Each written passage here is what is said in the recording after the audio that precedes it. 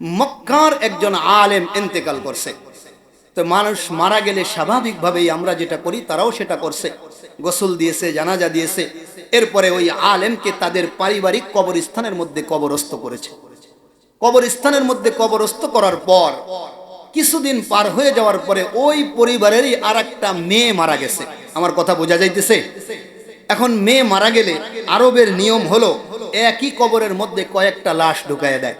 এজন্য তারা চিন্তা করলো বাড়তি জায়গার প্রয়োজন নাই, এত দিনে তো আমাদের লাশটা হয়তো আপনার কি হয়ে গেছে, আরবের মধ্যে কিন্তু পচে যায় না, ফুলে ফেটে যায় না, ওগুলো আস্তে আস্তে চুপসে যায়, শুকিয়ে যায়, তাহলে আমাদের এই লাশটাকে ওই কবরের মধ্যে ঢুকাইয়া দেয়।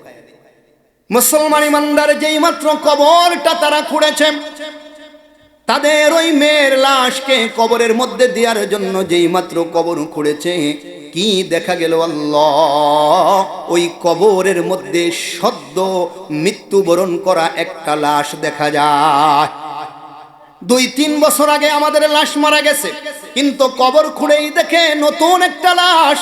এই আসলো, এরপরে কাফনের কাপড়গুলো তারা যখন আস্তে আস্তে সরাইলো, তাকাইয়া দেখে এটা কোনো পুরুষের লাশ না, এটা একটা যুবতী মেয়ের লাশ। মারা গেছিল কে জোরে বলেন? আলেম পুরুষ দাঁড়িয়ে আছে সুন্দর, কিন্তু এখন দেখি একটা যুবতী মেয়ের লাশ। তারা চিন্তা করলো কি ব্যাপার, আমরা তো কোনো যুবতী মেয়েকে এখানে কবর দেই নাই, কে এখানে কবরের মধ্যে তাকে ঢুকায়া রাইখা গেল? এই বলে তারা চিন্তা করতেছে, মনে করছে হয়তো কেউ এখানে ঢুকাইয়া দিয়ে গেছে। মুসলমান, কিন্তু কবর খোঁড়ার কোনো আলামত নাই। ভালো করে তাকায় দেখে ওই মেয়েটার গায়ে যেই কাফনের কাপড়গুলো পরা, ওগুলো মুসলমানের পদ্ধতিতে না, ওগুলো খ্রিস্টানদের পদ্ধতিতে। এবার তারা আরো বেশি চিন্তিত হয়ে গেল, কি ব্যাপার, খ্রিস্টান মহিলার লাশ কেন আমাদের কবরের মধ্যে আসবে? মুসলমান ইমানদার, এইভাবে করে এক কান দুই কান করতে করতে গোটা মক্কার মধ্যে খবরটা ছড়ায় গেল। সময়টা ছিল হজ্জের সময়, অনেক মানুষ বিভিন্ন দেশ থেকে হজ করতে মক্কা মুকাররমায় এসেছে, তারাও এই খবরটা শুনতে পাইল। শুনতে শুনতে শুনতে শুনতে ইউরোপের এক হাজী সাহেবের কানের মধ্যে এই খবরটা চলে গেল। ইউরোপ থেকে এক হাজী সাহেব হজ করতে এসেছে, এই সংবাদটা যখনই তার কানে গেল, এক মুহূর্ত আর সে দেরি করলো না, দৌড়ে চলে গেল ওই মেয়েটার লাশের কাছে।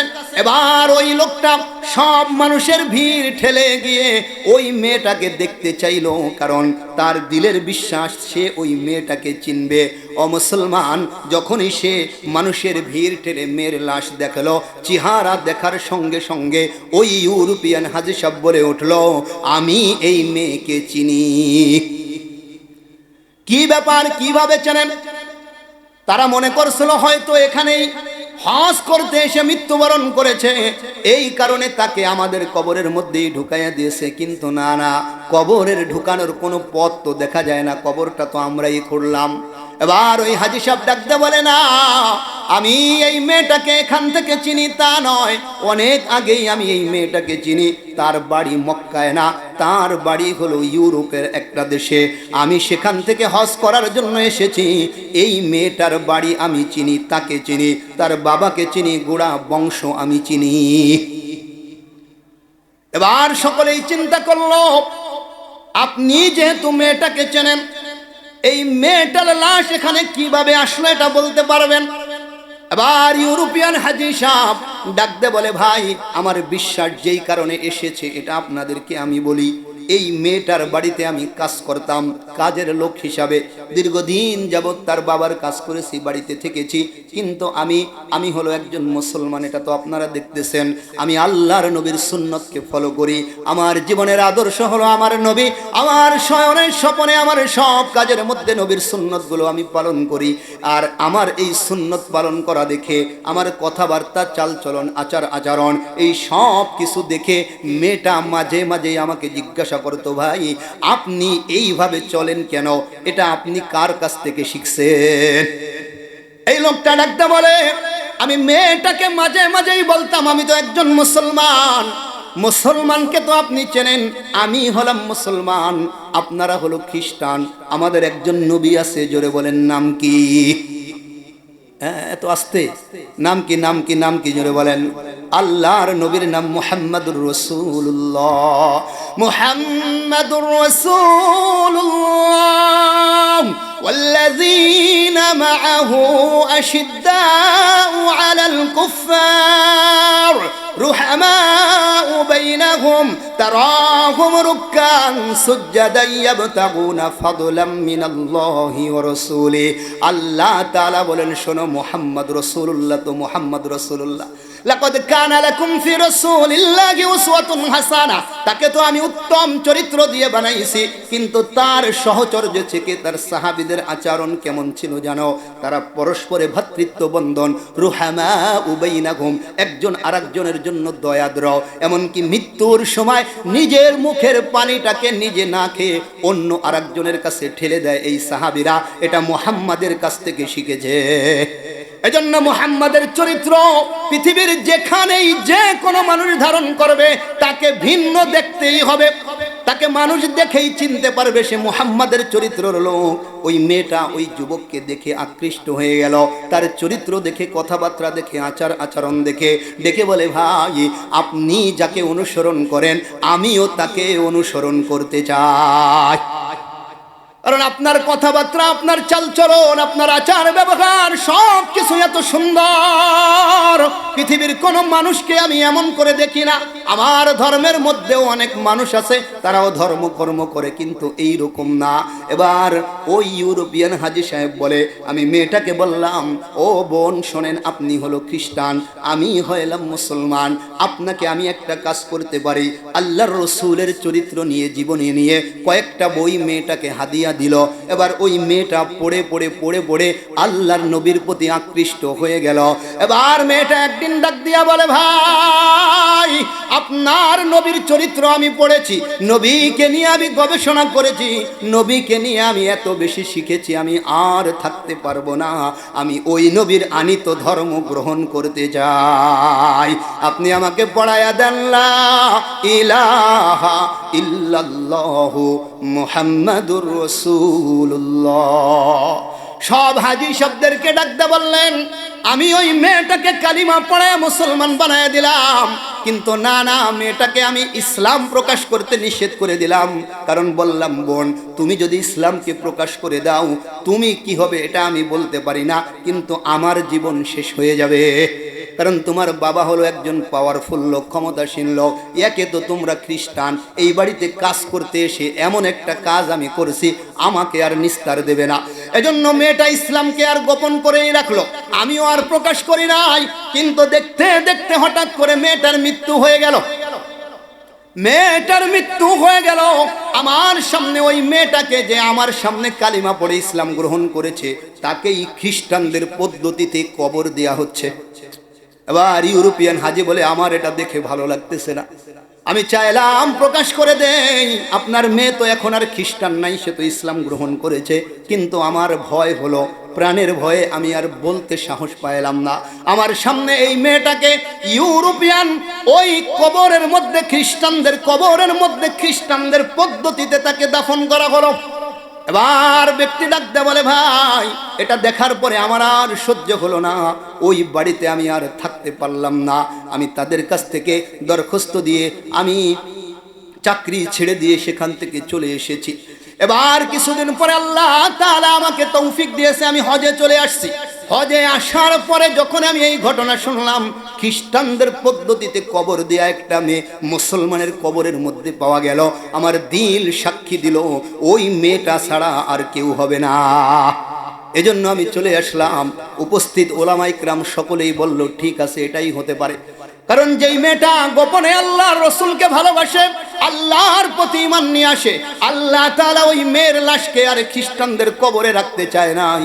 আল্লাহর কুদরতে আল্লাহ তাআলা পবিত্র ভূমি মক্কা নগরীর কবরের মধ্যে ঢুকাইয়া দিয়েছে। ও মুসলমান, এবার ওলামা ইকরাম চিন্তা করলো, কি ব্যাপার, মেয়েটার লাশ এখানে কেন আসলো এটা তো আমরা বুঝলাম, কিন্তু আমাদের আলেমের লাশ কোথায়, এটা গেল কই? এটা নিয়ে তারা চিন্তিত হয়ে গেল, কি ব্যাপার, মেয়েটার লাশ কেন আসলো? এটা তো একটা সলিউশন পেলাম যে এই কারণেই হয়তো আল্লাহ তাআলা তাকে কবুল করেছেন, কিন্তু আমাদের আলেম, সে মক্কা মুকাররমার বড় আলেম, প্রসিদ্ধ আলেম, তার লাশ কোথায় গেল? এবার সব লোকজন চিন্তা ভাবনা করেন। ওই ইউরোপিয়ান হাজী সাহেবকে ডেকে বলল, ভাই আপনি আপনার দেশে যাবেন, আপনাকে আমরা খরচপাতি দিয়ে দিব, দয়া করে আপনি ওই খ্রিস্টানদের বাড়িতে গিয়ে একটু খোঁজ করবেন, মেয়েটার লাশ যদি ওখান থেকে সত্যি সত্যি চলে আসে তাহলে মেয়েটার কবরে কে আছে। এবার ইউরোপিয়ান হাজী বাড়িতে চলে গেল। হজ শেষ করে এসে এক মুহূর্ত দেরি না করে তার কাজের বাড়িতে চলে গেল।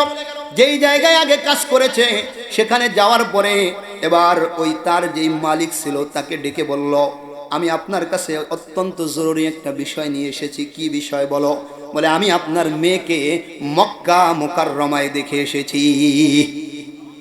এবার এই খ্রিস্টান ডাকতে বলে, তোমার মাথা খারাপ হয়ে গেছে, তোমার সামনেই তো আমার মেয়েকে আমি এই কবরে, আমাদের খ্রিস্টানদের কবরে আমি কবরস্থ করলাম, তুমি আবার বলতেছো তুমি মক্কায় গিয়ে দেখে আসছো, তোমার কি মাথা ঠিক আছে নি? এবার লোকটা বলে, আমার মাথা ঠিক আছে, আপনি একটু দয়া করে কবরটা খুঁড়ে দেখেন। লোকটা বলে, কবর খুঁড়ে দেখতে পারি কিন্তু কোনো লাভ হবে না, কারণ তোমার চোখের সামনে আমাদের নিজ হাত দিয়ে এই কবরের মধ্যে মেরে লাশ ঢুকাই দিছে। আবার হাজী সাহেব বলেন, সকলে মিলে ওই মেয়েটার কবর খুঁড়তে গেল। মুসলমান ইমানদার, কবর যখনই খুললো কি দেখা গেল? আল্লাহ, ওই কবরের মধ্যে খ্রিস্টান মেয়ের লাশ নাই, ওই কবরের মধ্যে মক্কায় কবর দিয়া আলেমের লাশ। এবার ওই হাজী সাহেব আরো বেশি চিন্তিত হয়ে গেল, কি ব্যাপার, মেয়েটার লাশ নাই, সেখানে চলে গেছে এটা তো আমরা বুঝলাম, কিন্তু এই প্রসিদ্ধ আলেম যার আমল আখলাক চরিত্র সম্পর্কে সব মানুষ সাক্ষী দেয় ভালো ছিল, তার লাশটা কেন খ্রিস্টানদের কবরে চলে আসলো? মুসলমান এই সংবাদটা নিয়ে মক্কার আলেমদের কাছে দিয়ে দিল। এবার সকলেই চিন্তিত হয়ে গেল, কিন্তু খোঁজ করতে থাকলো তার বদ আমলের ব্যাপারে। এমন কোন বদ আমল কি তার ছিল যার কারণে আল্লাহ অসন্তুষ্ট হয়ে তার লাশটাকে পবিত্র ভূমি থেকে সরাইয়া ওই ইউরোপিয়ান খ্রিস্টানদের কবরে পাঠাইয়া দিছে? কিন্তু খোঁজ করে কারো কাছেই কিছু পায় না। সব মানুষগুলো বলে লোকটা ভালো ছিল, কারণ বড় আলেম ছিল, প্রসিদ্ধ আলেম ছিল, আমল আখলাক সব ভালো ছিল। মুসলমান এবার সকলে আলেম বলে পরামর্শ করলো, সকল মানুষের কাছেই তো শুনলাম কেউ খারাপ বলে না, একটা জায়গায় বাকি আছে, সেটা হলো ঘরের স্ত্রী। কথা কয় না? ঘরের স্ত্রী সব খবর জানে, কে কত বড় বুজুর্গ, বউয়ের কাছে সব ধরা পড়ে যায়। এজন্য আলেমরা সকলেই মিলে ওই আলেমের স্ত্রীর কাছে সংবাদ পাঠাইল, তার আলেম চরিত্র সম্পর্কে, আমল সম্পর্কে আমাদেরকে বলুন। স্ত্রী বলে, সে লোকটা ভালোই ছিল, কারণ আমি স্ত্রী হিসাবে তার কাছে যতটুকু হক পাও না তার চাইতে অনেক বেশি আমাকে দিয়েছে, তার কোনো ত্রুটি আমার চোখে ধরা পড়ে না। এবার আলেমরা সকলেই আরো বেশি চিন্তিত হয়ে গেল, কি ব্যাপার, কেউ বলতেছে না, সকলেই বলে ভালো, কিন্তু তার লাশটা এখান থেকে ইউরোপে ওই খ্রিস্টানদের কবরে চলে গেল, এটা তো সত্য। মুসলমান ইমানদার, এবার সকলে আলেম বসে আবার পরামর্শ করে, বারবার পরামর্শ করার পরে তারা আবারও স্ত্রীর কাছে গিয়ে বারবার তাকে জিজ্ঞাসা করতে থাকে। শেষ পর্যন্ত ওই স্ত্রী নিজের চোখ দিয়ে পানি ছেড়ে দিয়ে কান্না করতে লাগলো। লোকজন বলতেছে, কেন কান্না করো? বলে, আমি একটা কথা আপনাদের থেকে গোপন করেছি। আমার স্বামী অত্যন্ত ভালো ছিল, এটা সত্য, তার চরিত্র মাধুর্য অনেক সুন্দর, সে আমার হক পরিপূর্ণ আদায় করেছে, এটাও সত্য, কিন্তু একটা বিষয় আপনাদের কাছ থেকে আমি গোপন করেছি। সেটা কি? বলে, আমরা যখন রাত্রেবেলা একসাথে থাকার পরে, মিলিত হওয়ার পরে যখন গোসল করতে যাইতাম শীতের দিনে, আমার স্বামী মাঝে মাঝে এই কথা বলতো, ইসলামের সব ভালো লাগে, এই পদ্ধতিটা আমার কাছে ভালো লাগে না। জোরে জোরে বলেন নাউজুবিল্লাহ। বলে, এখানে খ্রিস্টানদেরটাই ভালো, গোসল করতে হয় না, অন্য পদ্ধতিতেই খাওয়া যায়। মুসলমান ইমানদার, স্ত্রী যখন এই সংবাদ দিয়ে দিল, সকল আলেমের মাথায় হাত। বলে, কি এত বড় একজন আলেম, তার এই নাকি অবস্থা? মুসলমান এবার সকলেই মিলে নিশ্চিত হয়ে গেল, আল্লাহ রব্বুল আলামিন তার এই বদ আমলের কারণেই, তার এই চাহিদা আর মানুষের কারণেই আল্লাহ তাআলা ওই পবিত্র ভূমি থেকে তার লাশটাকে খ্রিস্টানদের কবরে পাঠিয়ে দিছে। এজন্য ইসলামের একটা দুইটা না, সব বিষয়কে আপনাকে মানতে হবে, মনে প্রাণে বিশ্বাস করতে হবে। ভালো লাগে না, করা যায় না, চলে না, এমন কথা বলা যাবে না। বুঝে আসছে? বুঝে আসছে? এই জন্য প্রিয় ভাই, বড় আলেম হওয়ার পরেও হাকিমুল উম্মাহ আশরাফ আলী থানভী রহমাতুল্লাহ আলাইহি তার কিতাবের মধ্যে এই কথা লিখেছেন। এত বড় আলেম হওয়ার পরেও বলে তার সাথে আল্লাহ তাআলা এই আচরণ করেছেন একটা মাত্র বদ আমলের কারণে। এজন্য আল্লাহ রাসূল সাল্লাল্লাহু আলাইহি ওয়াসাল্লাম বলেছেন, মান তাশাব্বাহা বিকওমিন ফাহুয়া মিনহুম। যার সাথে যার মিল থাকবে তাকেই আল্লাহ তাআলা তাদের সাথেই কিয়ামতের ময়দানে তাকে উঠায় দিবে। জোরে বলেন নাউযুবিল্লাহ। খালি নাউযুবিল্লাহ না, আলহামদুলিল্লাহ বলেন, দুইটাই বলবেন। কি জন্য? বলে আলহামদুলিল্লাহ এই কারণে, আপনি যদি ভালো মানুষের সাথে আপনার মিল থাকে তো আল্লাহ তাআলা আপনাকে তাদের সাথে উঠাবে। আর নাউযুবিল্লাহ এই কারণে, যদি খারাপ মানুষের সাথে আপনার মিল থাকে তাহলে তাদের সাথে আপনাকে উঠাবে। এজন্য ছেড়ে দেন, আল্লাহ তাআলা তৌফিক দান করুক, বলেন আমিন। সম্মানিত উপস্থিতি, আল্লাহ তাআলার প্রতি আমরা ঈমান এনেছি লা ইলাহা ইল্লাল্লাহর বলার মাধ্যমে। এই লা ইলাহা ইল্লাল্লাহর দাবি এটা, সব গর্হিত কাজকে ছাড়ো, ভালো কাজগুলোকে ধরো তৌফিক অনুযায়ী। যেটা আপনার সাধ্যে নাই সে ব্যাপারে আল্লাহ জিজ্ঞাসাও করবে না। এজন্য আল্লাহ রাব্বুল আলামিন যেন আমাদের প্রত্যেককে ঈমানের উপরে অটল থাকার তৌফিক দান করে। সকলে বলেন আমিন।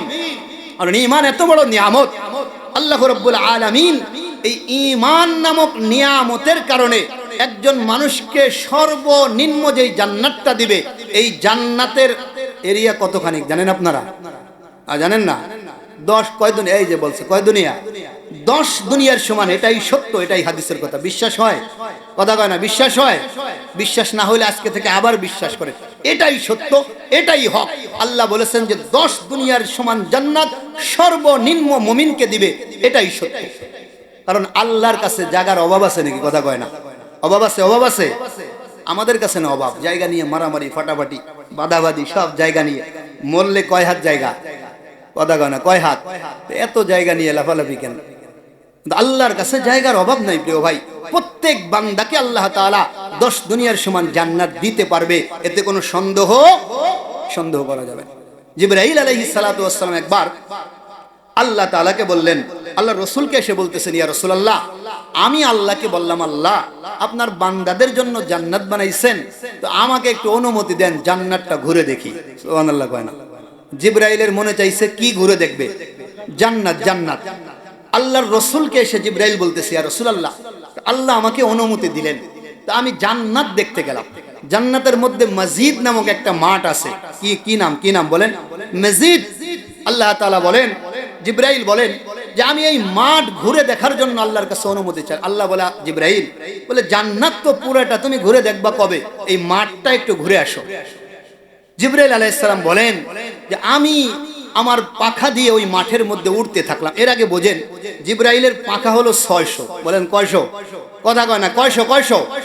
একটা দুইটা না, যে দুইটা পাখা মেলে দিলে আল্লাহ রাসূল বলেন গোটা দুনিয়া ঢেকে যায়। এত আস্তে, ছোট হয়ে গেছে নাকি আপনাদের কাছে? এরকম পাখা আছে কার কার? তাহলে এত আস্তে কেন? বলেন আল্লাহু আকবার। এই জিবরাইলকে কে বানাইছে? কে বানাইছে? আল্লাহ তাআলা বলেন, আমার জিবরাইলের একটা পাখা দিয়ে যদি আমি অর্ডার দেই, গোটা দুনিয়াকে উলট পালট করে দেওয়ার ক্ষমতা জিবরাইলের আছে। তাহলে সেই আল্লাহর সাথে এত বড়াই কেন? জোরে বলেন আল্লাহু আকবার। আরো জোরে বলেন আল্লাহু আকবার। কারণ আল্লাহ বড়, আল্লাহর নাম জোরেই নিতে হয়। এই যে আল্লাহু আকবার বলতে ভয় করে নাকি? কার্পণ্য আছে? মনে কোনো সন্দেহ আছে? আল্লাহু আকবার কোন দলের? কথা কয় না, কোন গোষ্ঠীর? আল্লাহু আকবার কার? জোরে বলেন। আল্লাহ তাআলা আল্লাহ রাসূলকে বলেন, ওয়া রাব্বাকা ফাকাব্বির। ইয়া রাসূলুল্লাহ, আপনি আপনার রবের তাকবীর দেন। আপনার রবের? তাহলে আল্লাহর রাসূলকে আল্লাহ তাকবীর দেওয়ার জন্য বলতেছেন, তাহলে আমরা দিব না? নামাজে গেলে প্রথম তাকবীর আমরা কি বলি? এই আল্লাহু আকবার বলি। রুকুতে গেলে কি বলি? সিজদায় গেলে কি বলি?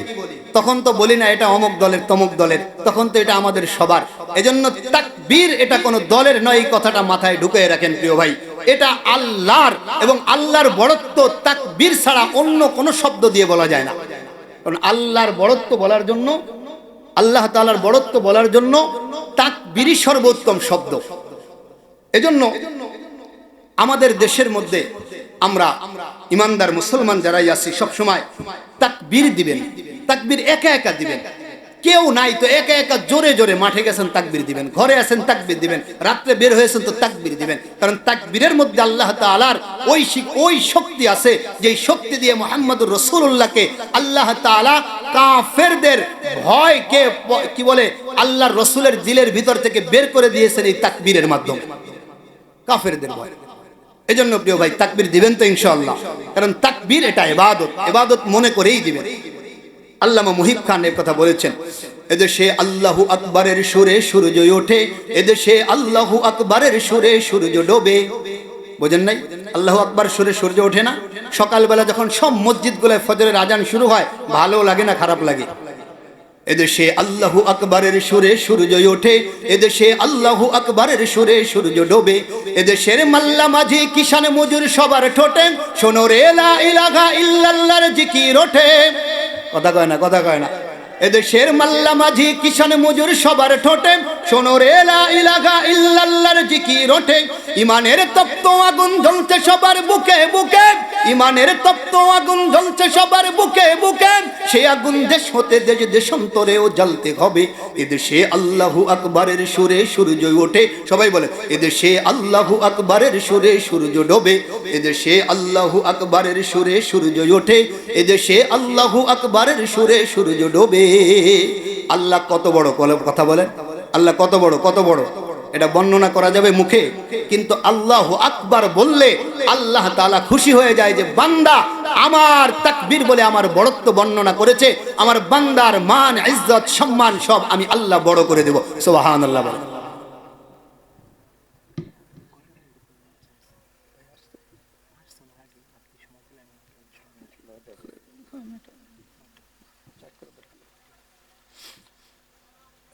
কি বলতেছিলাম? জিবরাইল আলাইহিস সালাম মসজিদ নামক মাঠ দেখতে গেছে। তাহলে জিবরাইলের পাখা কয়শো? জোরে বলেন, কয়শো? কয়শো?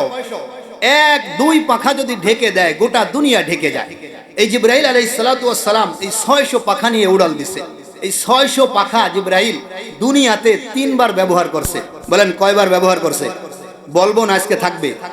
3 জায়গায় ব্যবহার করছে। আল্লাহ রাসূল সাল্লাল্লাহু আলাইহি ওয়াসাল্লাম বলেন জিবরাইল আলাইহিস সালাম ওই সময় পাখাকে ব্যবহার করছে যখন ইব্রাহিম আলাইহিস সালাম ইসমাইল আলাইহিস সালাতু ওয়াস সালামকে শোয়া দিছে জমিনে, চোখ বেঁধে দিছে, ছুরিটা হাতে নিছে, আল্লাহু আকবার বলছে, এবার ছুরি চালাবে। আচ্ছা বলেন তো আল্লাহু আকবার বলার পরে ছুরি চালাইতে কয় ঘন্টা দেরি হয়? দেরি আছে। এই যে যখন ছুরি চালাবে এমন সময় আল্লাহ তাআলা জিবরাইলকে বলেন, জিবরাইল ওই যে দেখো আমার বন্ধু আমার আরেক বন্ধুরে কাইটে দিতেছে, তাড়াতাড়ি যাও জান্নাত থেকে এক টুকরা লোহা নিয়ে ইসমাইলের গলায় দিবা, আর একটা দুম্বা নিয়ে ইসমাইলের জায়গায় দুম্বা শোয়া দিবা। জিবরাইলকে আল্লাহ কই ইব্রাহিমের ছুরি আর কই আমি? সিদরাতুল মুনতাহায় জিবরাইল ওই সময় বসা। আল্লাহ তাআলা বলেন যাও, অর্ডার দিছি। জিবরাইল আলাইহিস সালাম বলেন আমি সাথে সাথে আমার 600 পাখা ব্যবহার করে জান্নাত থেকে লোহার টুকরা নিয়ে দুম্বা নিয়ে যখন আমি মিনার ময়দানে পৌঁছেছি তখন দেখি ইব্রাহিম আলাইহিস সালামের ছুরি ইসমাইলের গলায় এখনো যাচ্ছে, এখনো যাচ্ছে। আল্লাহু আকবার কয় না? এই ক্ষমতা কে দিয়েছে জোরে বলেন? মুহূর্তের মধ্যে জিবরাইল ওখানে চলে আসছে। দ্বিতীয় নম্বর জিবরাইল বলে 600 পাখা ব্যবহার করছে যখন ইউসুফ আলাইহিস সালামকে তার ভাইয়েরা কুয়ার মধ্যে ফেলে দিছে। জানেন না আপনারা? ইউসুফ আলাইহিস সালামকে কুয়ার মধ্যে ফেলে দিছে, তো ফেলে দিছে, ছেড়ে দিছে। এই সময় আল্লাহ তাআলা আমাকে বললেন জিবরাইল আমার ইউসুফ কুয়ার মধ্যে পড়ে যাচ্ছে, আর কুয়ার নিচে হলো পাথর। এখন নবী হোক আর ওলি হোক আর যেই হোক পাথরের উপরে পড়লে ব্যথা পায় কি পায় না? কথা বলেন। বলে আমার বন্ধু ইউসুফ যেন পাথরের উপরে না পড়ে, তুমি যাইয়া তোমার পাখাটাকে ইউসুফের নিচে বিছাইয়া দাও। জিবরাইল বলে আল্লাহ কই কূপ আর আমি জিবরাইল কই? বলে দেরি করা যাবে না। জিবরাইল বলে আমি 600 পাখা ব্যবহার করে মুহূর্তের মধ্যে ওই কূপের মধ্যে চলে আসছি। নিচে আইসা দেখি এখনো ইউসুফ আলাইহিস সালাম পড়তেছে। সুবহানাল্লাহ কয় না? জিবরাইল বলে আমি ইউসুফের নিচে আমার পাখাটাকে বিছাইয়া দিলাম। আল্লাহর নবী হযরত ইউসুফ আরামের সাথে আমার পাখার উপরে বসে গেল। আমি ডাকতে বললাম হে নবী আপনি কূপের মধ্যে কেন? বলে ভাইরা আমাকে ফেলে দিয়েছে। কারা ফেলাইছে? কারা? ভাইরা। বলে ভাইরা আবার ফেলায় নাকি? বলে হ্যাঁ, আমার বাপ আমাকে বেশি মহব্বত করে, এজন্য ভাইদের চোখে আমি শত্রু হয়ে গেছি। আছে না না এই কথা বলেন? ভাইকে ফেলাই দিয়ে এবং ভাইরা এবার আপনারা জানেন, লম্বা ঘটনা আমি বলবো না, শুধু একটা পয়েন্ট বলার জন্য। এবার ভাইয়েরা করছে কি, জামাটা নিয়ে ইয়াকুব আলাইহিস সালাতু ওয়াস সালামের কাছে দিছে, দিয়ে বলতেছে যে আব্বা, ইউসুফকে তো বাঘে খেয়ে ফেলছে। এখন ইয়াকুব আলাইহিস সালাম জামা ধরে বলে, হাই রে কি শিকারী বাঘ, আমার জামার ভিতর থেকে আমার ইউসুফরে নিয়ে গেল, কিন্তু জামা একটুও ছেড়ে নাই। ওজা ও আইশাহুম আইয়াবকুন, বলে তারা কাঁদতে কাঁদতে আব্বার কাছে গিয়ে অনুনয় বিনয় করে, একেবারে খুব অভিনয় করে, কান্না না অভিনয়, কথা বলেন, আর এটা কান্না না কান্নার অভিনয়। এই অভিনয় করে গিয়ে ইয়াকুব আলাইহিস সালামকে বলছে। তো ইয়াকুব আলাইহিস সালাম তো নবী, জামা দেখে টের পাইছেন, মানুষের রক্ত আর ভেড়ার রক্ত টের পাওয়া যায় না, কথা বলেন। এখন আমার বলার উদ্দেশ্য হলো যে ইউসুফ আলাইহিস সালামের ভাইয়েরা এরা কি বোকা ছিল? আরে না, বোকা ছিল না। এদের বুদ্ধির কাহিনী বলতে গেলে রাত শেষ হয়ে যাবে। অজস্র বুদ্ধি এদের ছিল, বিচক্ষণ ছিল। কিন্তু বিষয় হলো, কোন অপরাধী যখন অপরাধ করে, আল্লাহ রাব্বুল আলামিন তখন তাদের ওই বিচক্ষণতা ভুলাইয়া দেয়। কোনো না কোনো কুলু, কোনো না কোনো প্রমাণ তারা রেখেই দেয়। আপনি দেখেন না, 20 বছর পরে খুনের কুলু বের হয়েছে, 20 বছর পরে খুনি ধরা পড়ছে। এজন্য আমাদের দেশের প্রশাসন যদি চায়, প্রত্যেকটা অপরাধীকে সঠিকভাবে আমানতদারিতার সাথে তদন্ত করলে বের করতে পারবে। আল্লাহ তাআলা সেই তৌফিক আমাদের দেশের প্রশাসনকে দেখ, জোরে বলেন আমিন। সম্মানিত হাজরিন, এবার ইউসুফ আলাইহিস সালামকে জিবরাইল বলতেছে, কি ব্যাপার, আপনার গায়ে দিয়ে কিছু নাই? বলে ওই যে জামা খুলে নিয়ে গেছে, গায়ে থাকবে কেমনে? আল্লাহ তাআলা বলেন, জিবরাইল, এবার ইউসুফের গলার মধ্যে দেখো জামা আছে। বলে আল্লাহ, গলার মধ্যে জামা কই? আমি তো দেখি একটা কবচ লটকানো তাবিজের মতো। বলে ওইটার ভিতরে। জিবরাইল বলে, এইটার ভিতরে আবার জামা থাকে নাকি? জুব্বা এত বড় একটা এটার মধ্যে ঢোকে? বলে তুমি বাইর করো।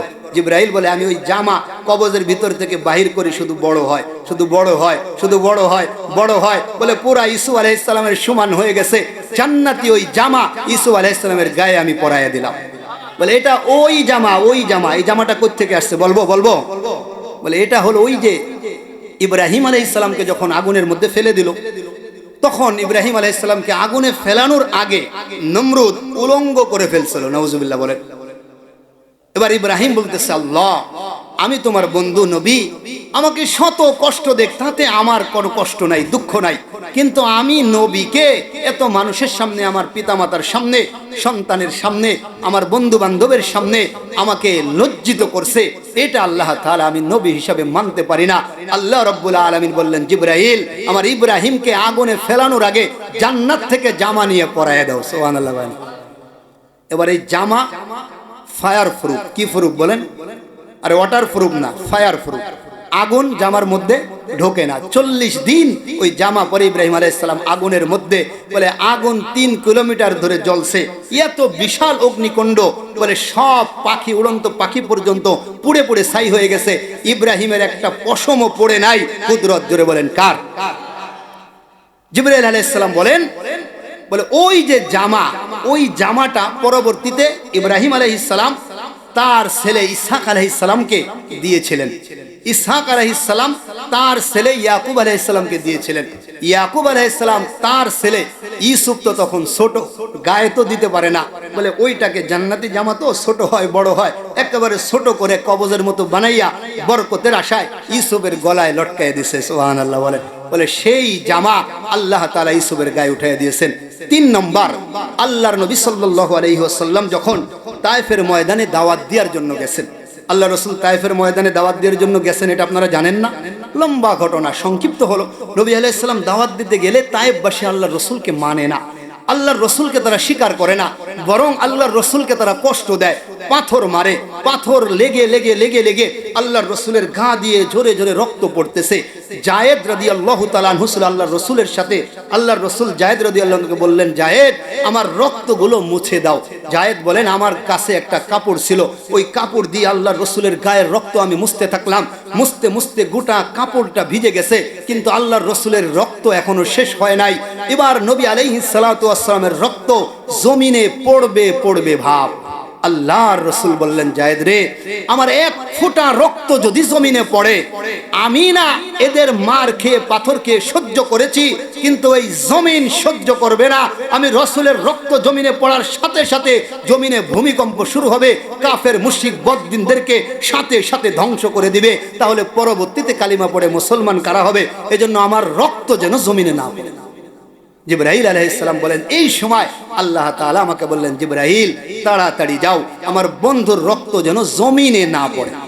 জিবরাইল বলে, মালিক আমি কোথায় আর আপনার বন্ধু তায়েফের ময়দানে কোথায়? রক্ত কোথায়? জুতার তলা থেকে রক্তের ফোঁটাটা মাত্র জমিনে পড়বে ভাব। এবার আল্লাহ তাআলা বললেন, জিবরাইল কথা বলার সময় নাই, জলদি করে যাও। জিবরাইল বলে, আমি আল্লাহর দিয়া 600 পাখা নিয়ে একটা উড়াল মারলাম, আল্লাহর নবীর জুতা থেকে রক্তের ফোঁটা জমিনে পড়ার আগেই আমার পাখা বিছিয়ে দিলাম। মুসলমান ইমানদার, এই জিবরাইল বলতেছে, ওগো নবী, আল্লাহ তাআলা আমাকে 600 পাখা দান করেছেন। এই 600 পাখা দিয়ে আমি জান্নাতের মসজিদ নামক মাঠের মধ্যে উড়তে থাকলাম। উড়তে উড়তে উড়তে উড়তে একদিন নয়, 2 দিন নয় নবী, 1 সপ্তাহ 2 সপ্তাহ নয়, 1 মাস 2 মাস নয়, গোটা 70 বছর পর্যন্ত আমি উড়তে থাকলাম, তবুও জান্নাতের ওই মসজিদ নামক মাঠের কোনো কুল কিরানা পাই না। মুসলমান ইমানদার, তাহলে আল্লাহর কাছে আছে না নাই? আল্লাহ যদি সবাইকে 10 দুনিয়ার সমান নয়, 100 দুনিয়ার সমানও জান্নাত দেয়, তবুও আল্লাহর কাছে জায়গার কোনো কম হবে। এবার ওই জান্নাত পেতে হলে করতে হবে কি? আল্লাহ তাআলা বলেন, ইন্নাল্লাযীনা আমানু ওয়া আমিলুস সালিহাতি কানাত লাহুম জান্নাতুল ফিরদাউসি নুজুলা। আল্লাহ তাআলা বলেন, শোনো, নিশ্চয়ই যারা ঈমান এনেছে এবং নেক আমল করেছে, আমি আল্লাহ তাদেরকে জান্নাতুল ফিরদাউস দিব। ঈমান যারা আনছে এবং নেক আমল করছে, প্রিয় ভাই খুব খেয়াল করেন, ঈমানের সাথে নেক আমলের সম্পর্ক। আল্লাহ তাআলা একথা বলেন নাই যে ঈমান আনছে তাদেরকে জান্নাত দিব, নেক আমল যারা করছে তাদেরকে জান্নাত দেব। বিষয়টা এমন না। এটাকে বলে আপনার আরবি গ্রামারে এটাকে বলে ওয়াও আতিফা। এই ওয়াওটা মাঝখানে যে আমানু ওয়া আমিলুস সলিহাত, ঈমান এবং নেক আমল, এখানে একটার সাথে আরেকটা জড়িত। কেউ ঈমান আনছে নেক আমল করে নাই, সে জান্নাত পাবে। নেক আমল করছে ঈমান আনে নাই, জান্নাত পাবে। ইহুদি খ্রিস্টান কাফেররা ভালো কাজ করে না, কথা কয় না। অনেক সময় আমাদের অনেক মুসলমান টাকাওয়ালার চাইতে অনেক ইহুদি খ্রিস্টান টাকাওয়ালারা বেশি ভালো কাজ করে। মানুষের আপনার কি বলে জনসেবায় তারা টাকা ব্যয় করে, এমন অনেক মানুষ আছে, কিন্তু তাদের ঈমান নাই। এ কারণে জান্নাত পাবে ঈমান এবং নেক আমল, দুইটা একটার সাথে আরেকটা পরিপূরক। বলে ঈমান আনার পরে বসে থাকলেও জান্নাত পাওয়া যাবে না, ঈমান না এনে নেক আমল করলেও জান্নাত পাওয়া যাবে না, উভয়টাই করতে হবে। এখন আমরা এখানে যারা আছি তারা কি আল্লাহর প্রতি ঈমান আনছি? কথা বলেন, ঈমান আনছি? ঈমান আনছি না এনে থাকলে এবার এখনই পড়েন, লা ইলাহা ইল্লাল্লাহু মুহাম্মাদুর রাসূলুল্লাহ। এখন থেকে আমরা ঈমানদার, বলি আল্লাহু আকবার। এখন কাজ হলো নেক আমল করা, ওয়া আমিলুস সলিহাত। যে নেক আমলের কথা এতক্ষণ বলতেছি, ফাক্কু রাকাবা আও ইতআমুন ফি ইয়াউমিন জি মাসগাবা ইয়াতীমান যা মাকরাবা। আল্লাহ বলেন, গোলামের গর্দান মানুষের গোলামি থেকে মুক্ত করে দেয়া, এটা নেক আমল। তখনকার সময় ছিল, এখন তো এটা নাই। কিন্তু আপনি এখন এটা করতে পারেন যে কোনো মানুষকে, কোনো মানুষের দাসত্ব থেকে মুক্ত করা। সে অভাব অনটনের মধ্যে আছে, একেবারে খুব বেশি লাজুক অবস্থায় আছে, তাকে আপনি টাকা পয়সা দিয়ে, বুদ্ধি পরামর্শ দিয়ে, সাহায্য সহযোগিতা করে তাকে ডেভেলপ করে দিলেন, এটা নেক আমল। আল্লাহ তাআলা বলেন, আও মিসকিনান যা মাতরবা, অথবা কোনো গরিব মিসকিন যারা ধুলায় মলিন হয়ে আছে, মানে ঘর বাড়ি নাই, এমন অসহায়, তাদেরকে আপনি সহযোগিতা করেন। এগুলোকে আল্লাহ নেক আমল বলছেন। নামাজ, রোজা, হজ, যাকাত এগুলো তো আছেই। এই নেক আমলগুলো আমাদেরকে করতে হবে, কিন্তু ঈমানটা পরিপূর্ণ। কোনো অবস্থাতে ঈমান থেকে সরে যাওয়া যাবে। এখন ফজরের আজান হইছে, ঈমান বলে নামাজ পড়তে হবে। ঈমান কি বলে? কথা কয় না। শয়তান বলে ইন্নাহু লাকুম আদুউম মুবিন, শয়তান বলে ভালো করে ঘুমা। এখন ঈমানের পরীক্ষা এইখানে, না আপনি কি শয়তানের কথা মানলেন, না ঈমান অনুযায়ী আপনি ফজরের নামাজে গেলেন, বাস এখানেই পরীক্ষা খতম। আর লম্বা লাগবে না, সারাদিনে কি করছেন এটা পরে, ওখানেই তো ফেল। এজন্য আগামীকাল সকাল থেকে ওয়াজ শোনার পরে খালি শুনে চলে গেলাম, মজা লাগলো, ঈমান এর দাবিতে ফজর থেকে 5 ওয়াক্ত নামাজ পড়বো তো ইনশাআল্লাহ, পড়বো তো আল্লাহ তাআলা কবুল করুক, বলেন আমিন। কোনো অবস্থাতেই প্রিয় ভাই এই ঠান্ডাকেই মুসলমান ঈমানে ভয় পায়। ঠান্ডাকে যদি ঈমানদার ভয় পায়, গরমকে যদি ঈমানদার ভয় পায়, তাহলে জান্নাত কিভাবে পাবে? মুসলমানকে আল্লাহ তাআলা বলেন ইন্নাল লাকাদ খলাকনাল ইনসানা ফি কাবাদ। আল্লাহ মুসলমানকে বানিয়েছেন কষ্ট আর ক্লেশের মাধ্যমে।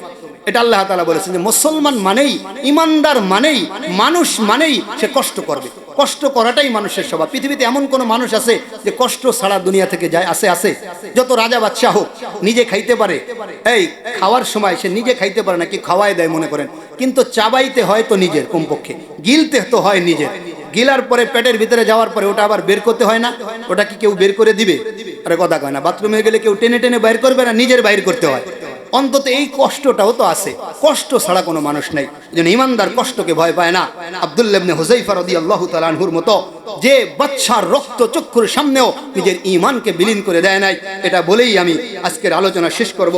সম্মানিত হাজিরিন, আল্লাহর নবীর সাহাবী হযরত আব্দুল্লাহ ইবনে হুযায়ফা রাদিয়াল্লাহু তাআলা আনহু ওমর ইবনুল খাত্তাব রাদিয়াল্লাহু তাআলা আনহুর জামানায় যখন রোমকে হযরতে ওমর শাসন করলেন, বিজয় করলেন যুদ্ধের মাধ্যমে, এই রোমকদের সাথে যুদ্ধ করতে গিয়ে আব্দুল্লাহ ইবনে হুযায়ফা সহ কয়েকজন সাহাবী রোমের সৈন্যদের হাতে বন্দী হয়ে গেলেন। আমার কথা কি বুঝতেছেন? রোমের সৈন্যদের হাতে বন্দী হলেন, কারণ হলো রোমের বাদশাহ তখন বলে দিল, শোনো, মুসলমানেরা ঈমানের বলে এত বলিয়ান কিভাবে হয়? আমরা যুদ্ধে হারি আর জিতি, কয়েকজন মুসলমানকে ধরে আনবা। আল্লাহর নবীর সাহাবীদের নাকি এত ঈমানের পাওয়ার, এটা আমি একটু দেখব। এজন্য রোমের সৈন্যরা আব্দুল্লাহ ইবনে হুযায়ফা সহ কয়েকজন সৈন্যকে তারা বন্দী করে ফেললো।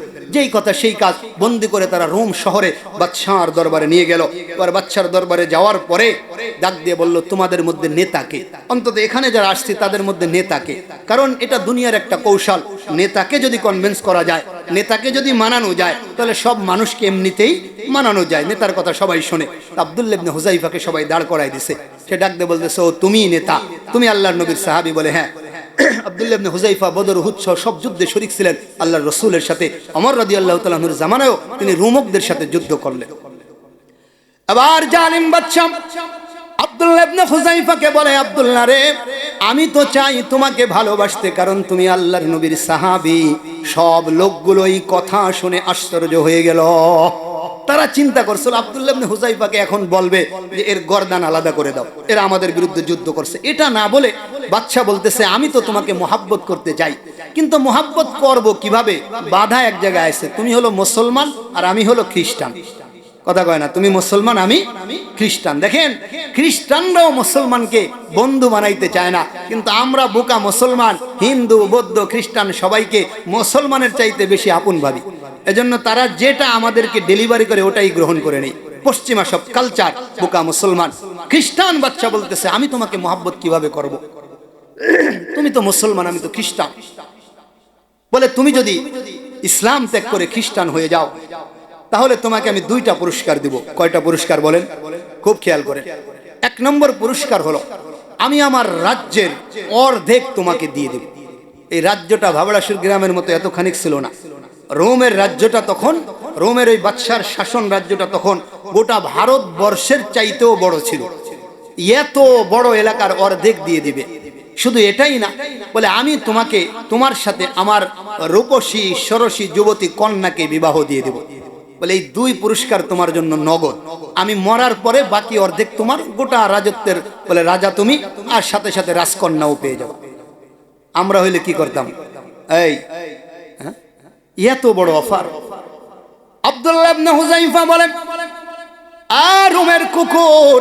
বাদশা বলে না, এবার বলে, রোমের কুকুর, তোর এত বড় সাহস আমাকে দুনিয়ার লোভে ঈমান বিক্রি করতে বলো?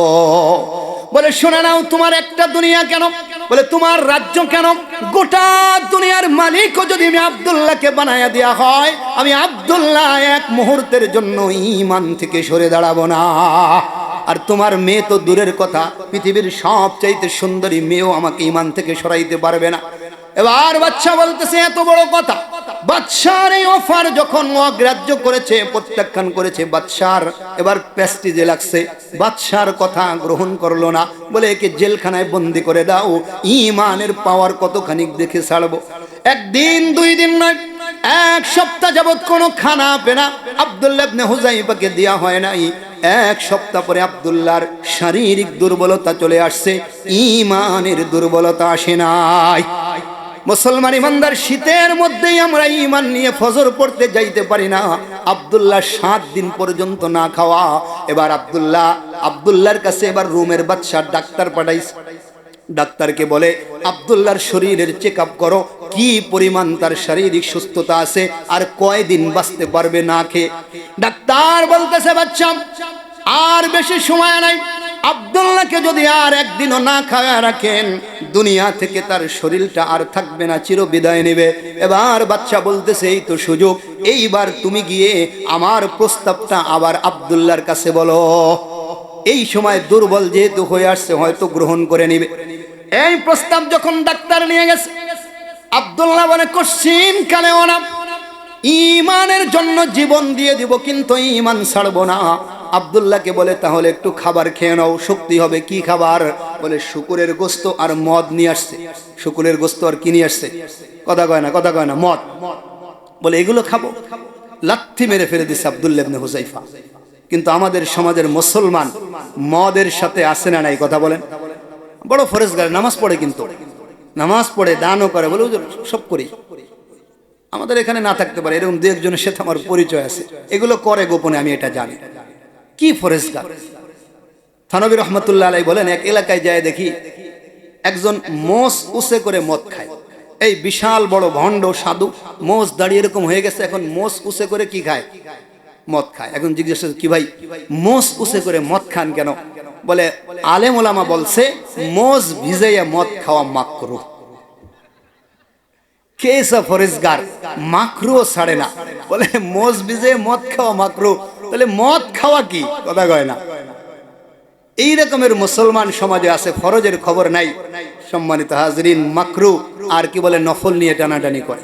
আব্দুল্লাহ ইবনে হুযাইফা মদ তো দূরের কথা, বলে সামান্য পরিমাণ হারামের ছোঁয়াও আমার শরীরে ঢুকবে না। হারাম বক্ষণকারীর দেহ আল্লাহর রাসূল বলেছেন জান্নাতে প্রবেশ করবে না। এবার ডাক্তার গিয়ে বাচ্চাকে বলল, বাচ্চা আব্দুল্লাহকে কোনোভাবেই নরম করা যায় না।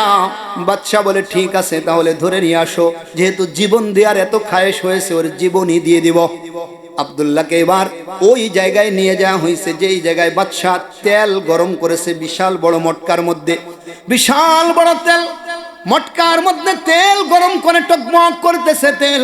ওই জায়গায় আব্দুল্লাহকে ধরে নিয়ে গেছে, বলে আব্দুল্লাহ তাকায়া দেখো, ওই যে তেল টকবক করতেছে, কিছুক্ষণের মধ্যে তোমাকে ওখানে ছেড়ে দিব। আব্দুল্লাহ বলে দাও, কোনো ভয় নাই। বার বাচ্চা বলতেছে ঠিক আছে, এমন করে ভয় পাবে না, তার সামনে একজনকে ওই তেলের মধ্যে ছেড়ে দেয়া হোক। বলে এবার কয়েদির মধ্যে একজন মুসলমান কয়েদিকে জেলখানা থেকে ধরে আনছে, আব্দুল্লাহ ইবনে হুযাইফার সামনে ওই তেলের ভিতরে মুসলমানকে ছেড়ে দিছে। সাথে সাথে মুসলমানটা ভাজা হয়ে গেছে, মুসলমান হাড্ডিগুলো গোস্তগুলো আলাদা হয়ে গেছে, তেলে ভাজা মাছের মতো কড়কড়া ভাজা হয়ে গেছে। সাথে সাথে শহীদ হয়ে আল্লাহর জান্নাতে চলে গেছে। এবার আব্দুল্লাহ ইবনে হুযাইফাকে বলে, ওই যে তাকায়া দেখো, তোমার অবস্থাও এই রকম হবে। আব্দুল্লাহ ইবনে হুযাইফা কোনো কথা বলে না, তুমি যা খুশি তাই করো, আমার ঈমান নিতে পারবে না। এবার আব্দুল্লাহ ইবনে হুযাইফাকে কয়েকজনে ধরে ধরে ওই তেলের কাছে নিয়ে যায়। আব্দুল্লাহ ইবনে হুযাইফা এবার চোখ দিয়ে টল টল করে পানি ছেড়ে দিয়েছে। এবার কয়েকজন ওই যে জেলের পাহারা দ্বারা ধরে নিয়ে যাচ্ছে, তারা বলতেছে আব্দুল্লাহ কান্না করে, হয়তো এবার নরম হয়ে যাবে। বাচ্চার কাছে খবর দিল, বাচ্চা আব্দুল্লাহ চোখের পানি ছেড়ে দিয়েছে, হয়তো মৃত্যুর ভয়ে আব্দুল্লাহ কান্না করে, এইবার যদি তাকে অফারটা দেন হয়তো গ্রহণ করবে। আব্দুল্লাহ বলে না না না, ও বুকারা শোনো, আমি মৃত্যুর ভয়ে কান্না করি না, আমি এই কারণে কান্না করি, আমাকে আল্লাহ রাব্বুল আলামিন একটা জীবন দিয়েছেন, আমি আব্দুল্লাহ ইবনে হুযাইফা আল্লাহর রাস্তায় ঈমানের জন্য একটা জীবন দিয়ে দিব, কোনো দুঃখ নাই। কিন্তু আমার আফসোস হলো, আমি এই কারণে কান্না করি, আল্লাহ তাআলা যদি আমাকে আরো 100 জীবন দিত, 100 জীবন আমি আল্লাহর রাস্তায় দিয়ে দিতাম। এই জবাব শোনার সঙ্গে সঙ্গে বাদশা থ মেরে গেল খায় খায়, বলে কি এই বেটাকে আর মৃত্যু দিয়ে লাভ নাই, কারণ মৃত্যুর ভয় যার নাই তাকে মৃত্যু দিয়ে পরাজিত করা যায় না। মুসলমান ইমানদার, কিন্তু আদর্শ থেকে বিচ্যুত হলে মানুষের মৃত্যু ঘটে। এই পৃথিবীতে এমন অনেক মানুষ আছেন জীবন দিয়ে দিবে কিন্তু আদর্শ থেকে সরে দাঁড়াবে না। আবার অনেক মানুষ আছে জীবনের ভয়ে আদর্শ থেকে সরে যায়, কথা কয় না, দল পাল্টায়, মত পাল্টায়, আছে না নাই?